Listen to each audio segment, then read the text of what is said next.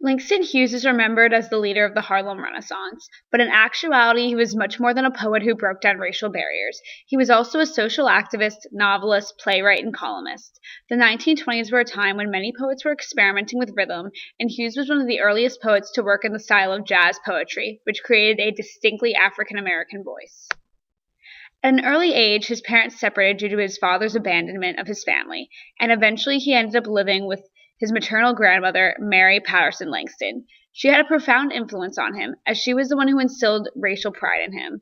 Eventually, he ended up living in Cleveland with his mother and stepfather, and during high school, he wrote his first poem in the style of jazz poetry, When Sue Wore Red. Hughes attended Columbia to study engineering. He was a high achiever at Columbia, but left due to racial discrimination and poor treatment. He also felt that his passion for the neighborhood of Harlem outweighed his interest in engineering. Throughout this period, he continued to write poetry. In fact, The Negro Speaks of Rivers, his signature work, was published during this time. Over the next 5 years, Hughes floated in and out of odd jobs. Eventually, he worked as a hotel busboy, and at the hotel had a chance encounter with poet Vachel Lindsay.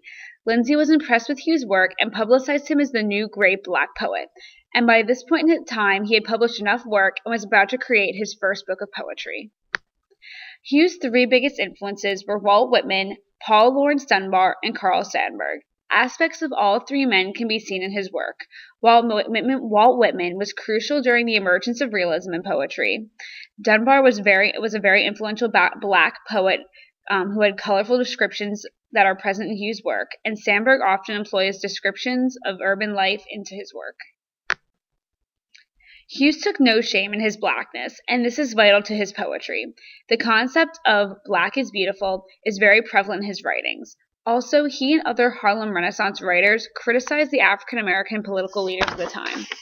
They felt that these people were compromising their culture and values for the sake of equality, and that these were not bargaining chips.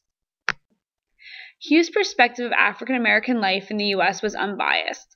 He often depicted low art, the real everyday struggles of African American people. In his poem, Song of a Dark Girl, he illustrates lynching culture in words. He felt that it did not do anything to the world to lie about the way life for a black was.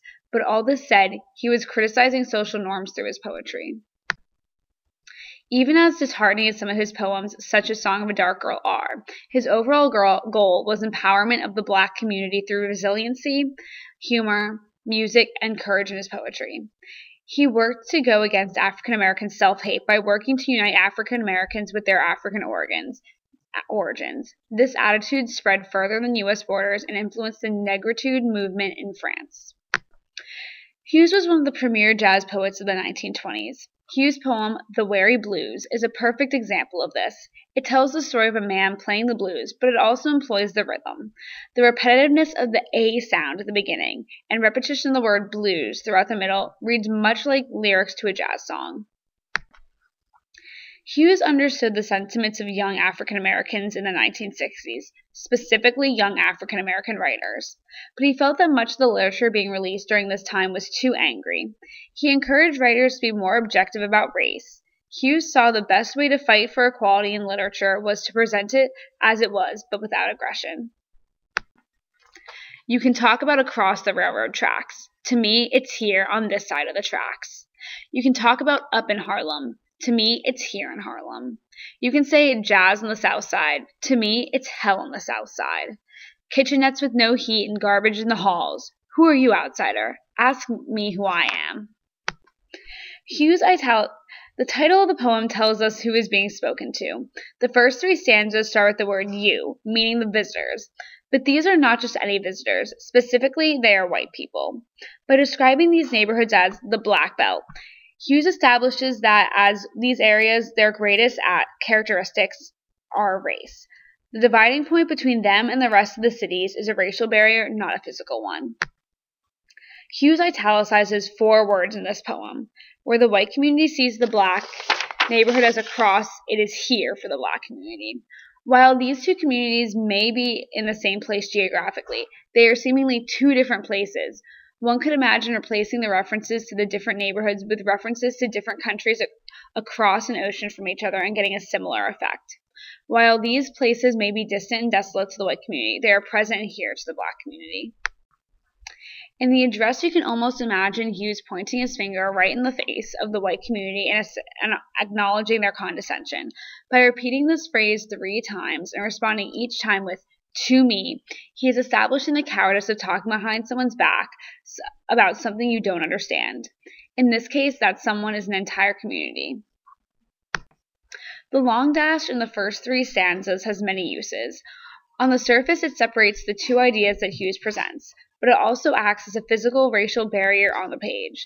The long dash works to parallel the separation of the races in the real world. The white ideas are on one side of the long dash, and the black are on the other.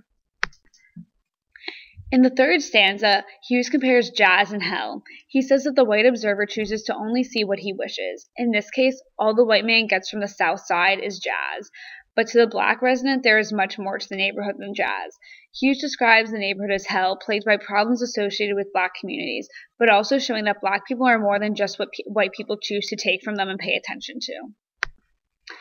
Throughout the poem, Hughes uses 3 different places to describe the black and white divide: the railroad tracks, Harlem and the south side of Chicago. By using 3 separate locations, Hughes emphasizes that this is a universal problem that is bigger than Harlem. In addition to the multiple locations, the long dash, and the italicized placed words, Hughes uses the word side throughout the poem. Once again, culture, values, and races are being the barriers of society. He literally refers to the black having their own side and the whites having theirs. And not only do these sides exist, but they also imply opposition, one side against the other. Throughout the poem, he has been questioning the white outsider, asking, "Who do you think you are?" and judging what you don't know. Also, by using the word outsider, Hughes draws some irony between the message of the poem and the title. These people are not really even visitors, seeing as they never make an effort to step foot inside the black communities. By making this the last line of the poem, Hughes makes a statement about what the white observer should be doing, but also how to calm race relations as a whole. The white observer should not be so selfish as to expect the black community to be obsessed with who he is, and he should not judge what he doesn't know. White supremacy was about the white idea always being at the forefront, but Hughes challenged this thought.